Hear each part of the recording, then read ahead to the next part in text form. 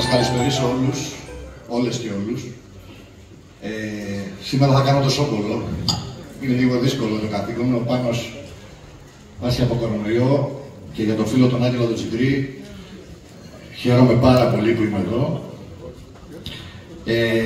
Εάν υπάρχει ένα βιβλίο που σε αυτό το διάστημα που ζούμε, σε αυτή την περίοδο που ζούμε, με όλα αυτά τα γεγονότα και τα ερεθίσματα που καθημερινά υπάρχουν στην δισογραφία που πρέπει να διαβάσουμε, είναι το βιβλίο που παρουσιάζουμε σήμερα. Είναι τόσα πολλά τα γεγονότα που έχουν σχέση, δυστυχώς, με τη σεξουαλική κακοποίηση και εκμετάλλευση παιδιών, που μας κάνουν πολλές φορές να τρομοκρατούμαστε για το αν και κατά πόσον μπορεί ακόμη και ο ίδιος ο νόμος να αντιμετωπίσει με επάρκεια αυτά τα φαινόμενα. Και νομίζω ότι ο Άγγελος ο Τσιγκρής αποδεικνύει με αυτό το βιβλίο και την νομική του επάρκεια, που είναι πανελληνίως γνωστή, αλλά και την κοινωνική του ευαισθησία. Δηλαδή αντιμετωπίζει ένα θέμα όχι μόνο από την καθαρά νομική του μορφή, αλλά αναλύοντας το πλαίσιο προστασίας και με κοινωνικούς όρους. Να ευχαριστήσουμε και τον κύριο Ανδρέα Τσαπικούνη και να πάμε στον πρωταγωνιστή, στον συγγραφέα, ο οποίος θα μας εξηγήσει σε λίγα λεπτά όλη αυτή τη δουλειά που παρουσιάζει σε αυτό το βιβλίο, κύριε Τσιγκρή. Θα προσπαθήσω να μην κουράσω, αφού πρώτα σας ευχαριστήσω θερμά που αυτό το απόγευμα το αφιερώσατε στο νέο μου βιβλίο, σε αυτή την παρέα εδώ, η οποία είναι μια παρέα ευαισθησίας, κινητοποίησης, ενεργοποίησης, αντανακλαστικών. Είναι μια παρέα ανθρωπιάς, επιτρέψτε μου να πω.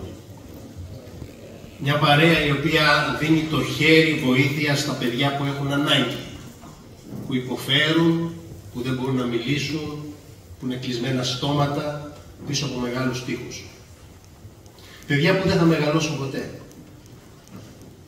Και χαίρομαι πολύ που υπάρχουν τόσο πολλοί ευαισθητοποιημένοι πολίτες, αλλά βεβαίως και τόσο ευαισθητοποιημένοι κρατικοί λειτουργοί, εκπρόσωποι θεσμών και φορέων.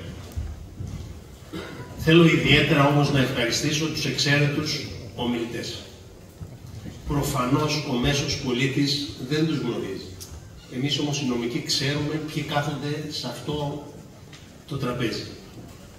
Και κάθονται δύο εξαίρετοι, δύο κορυφαίοι εισαγγελικοί λειτουργοί που κοσμούν τις δικαστικές αρχές της χώρας και βεβαίως είχαμε τη χαρά να υπηρετήσουν και υπηρετούν στην Αχαΐα. Ένας εξαιρετικός αξιωματικός της ελληνικής αστυνομίας που μας τιμά με την παρουσία του και δίνει ασφάλεια στη Δυτική Ελλάδα, στην Αχαΐα, στο Αίγυο, στην περιοχή μας, αλλά προσωπικά με τιμά και με τη φιλία του. Και είστε δίπλα μου χρόνια, σας ευχαριστώ μέσα από την καρδιά.